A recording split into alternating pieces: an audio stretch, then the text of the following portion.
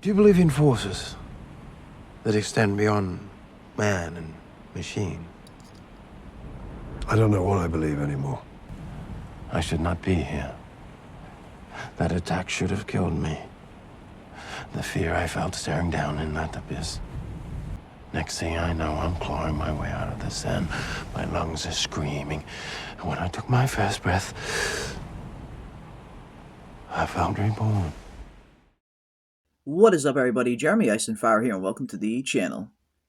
HBO's Dune Prophecy has officially arrived, and I must admit I was actually pretty impressed with the premiere episode. Not only did they manage to capture that visually stunning cinematic experience of Denis Villeneuve's Dune movies, but they also have assembled a phenomenal cast of characters as well, with the standout in the episode being Travis Fimmel's Desmond Hart, who some of you might know as Ragnar Lothbrok from Vikings, or potentially his role as Marcus on the cancelled Raised by Wolves.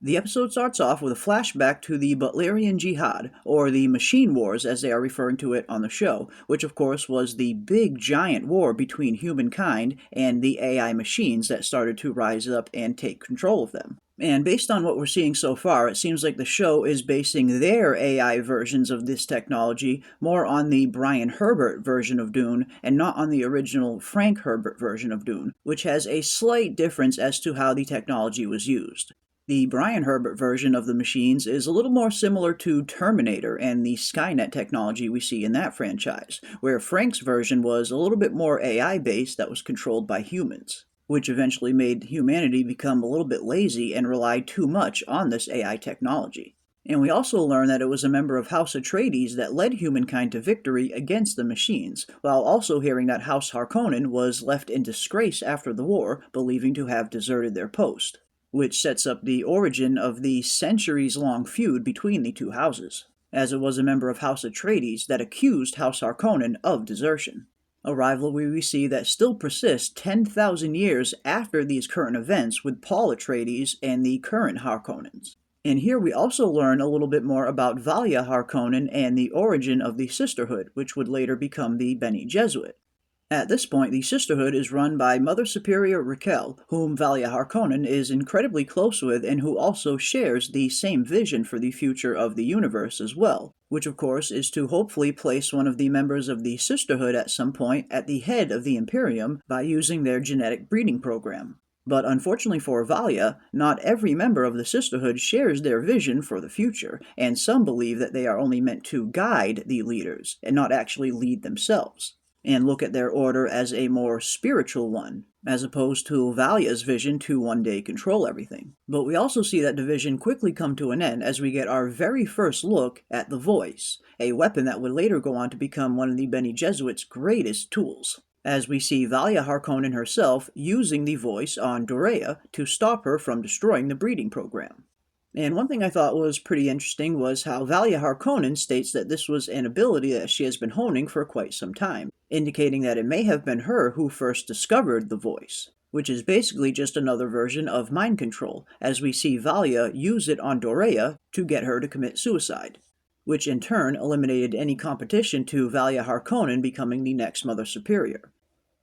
But next we flash forward 30 years into the future, where our current storyline takes place, 116 years after the war with the Great Machines, and more than 10,000 years before the birth of Paul Atreides, where we see the Sisterhood has become indispensable to the entire Imperium as a whole, becoming truth-sayers to all of the great houses, and have even managed to place themselves as some of the closest advisors to the Emperor Carino himself, as we see Valya is preparing to take in the princess as one of the newest recruits to the Sisterhood, who just so happens to be the next heir to the throne, which will perfectly set up the plan that they have been putting into motion many years ago, to have the very first empress on the throne fiercely loyal to the Sisterhood, followed by us getting our very first look at Princess Inez as she trains with the Swordmaster, who just so happens to be Kieran Atreides. Now at this point, House Atreides has yet to rise up into prominent power, and we don't really learn a whole lot about their backstory in this episode, but I imagine they will be pretty big players in the series.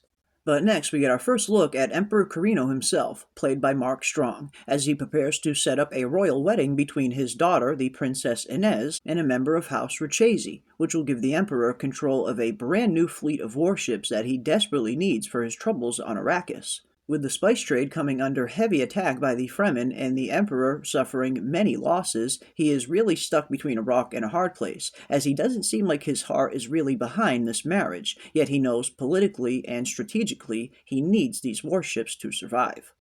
And I must say, I'm also very impressed with Mark Strong's performance as Emperor Carino as well. You can tell deep down he is a good man that wants to do right by his family and the Imperium, but he's also being pulled in a million different directions by everybody around him, between the manipulation tactics being employed on him by the Sisterhood, as they urge him to go through with this marriage, as it will make them one step closer to their goals. But you can also see on the other end, his very own wife is pulling him in a different direction, as she does not want this union to take place. And how Carino chooses to navigate these waters has been very interesting. You can certainly tell he is very conflicted inside. A situation that only continues to become more complicated later on when he meets Desmond Hart. We also get a pretty interesting look at some of the training that the Sisterhood undergoes as well, everything from truth-saying, mental manipulation, and even hand-to-hand combat, as we see Valya and her sister Tula prepare for the princess's arrival.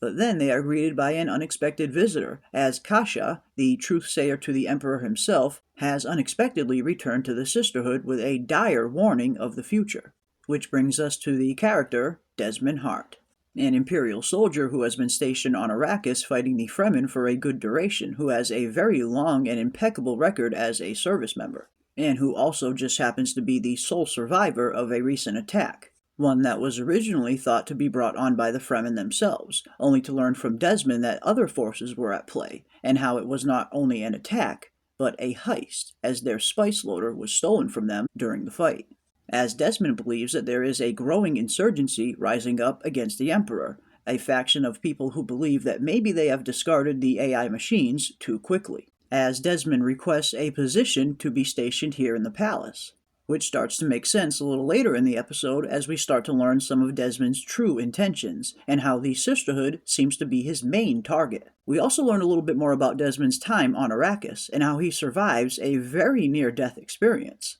as he describes pulling himself out of the sand after looking into the abyss and feeling reborn, which we later learn is Desmond describing him surviving a sandworm attack, an attack that seemed to have been brought on by him himself, as we see the Emperor looking at surveillance footage from the planet Arrakis and witnessing the attack firsthand, as he witnessed Desmond using some of the thumpers that draws a sandworm in closer and appears to be awaiting the sandworm's judgment, only to survive the attack, which seems to have given Desmond some sense of purpose to save the Imperium from what he believes to be its greatest threat, the Sisterhood themselves.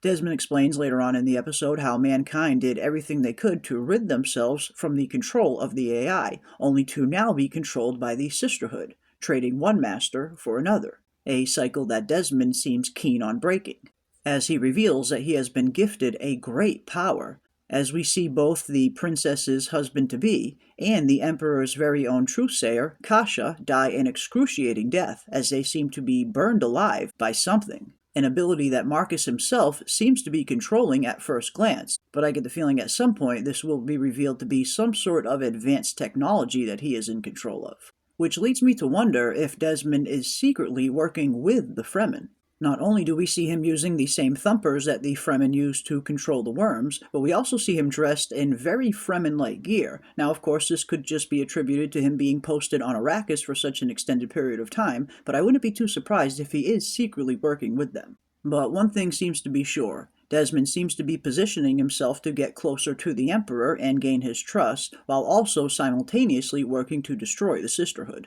And I must admit, I am incredibly impressed with the performance of Travis Fimmel's Desmond Hart in the premiere episode, and I'm really looking forward to seeing where this character is going to go next, and what other things he has up his sleeve. But I was also very impressed with Emily Watson's performance as Valya Harkonnen, not only with her very commanding screen presence, but it's also interesting to see the differences of House Harkonnen now compared to the House Harkonnen that we know 10,000 years in the future that Paul Atreides goes up against. There's certainly a very stark difference between the two, where yes, Valya Harkonnen seems to be poised for power and control, but nowhere near as evil as House Harkonnen goes on to become. Overall, I thought it was a pretty good introductory episode into this time period of the Dune universe, filled with some exciting storylines and some phenomenal characters that I cannot wait to see the layers peeled back on a little bit more.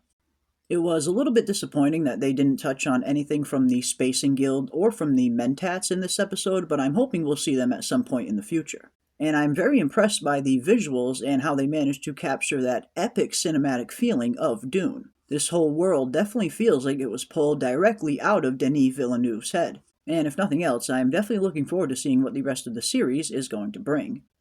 We also got a few very interesting prescient visions in this episode as well, foreshadowing some massive events yet to come, and some that the Sisterhood is actively working to try and avoid, like the coming of the Reckoning, Turan Arafel, which speaks of a holy judgment being brought on by a tyrant, which could potentially be foreshadowing the coming of Paul or even Leto Atreides 10,000 years in the future, or could potentially even be referring to the threat that Desmond Hart himself poses to the Order. So it should be pretty interesting to see how this Turan Arafel storyline plays out, and where this reckoning is really going to come from.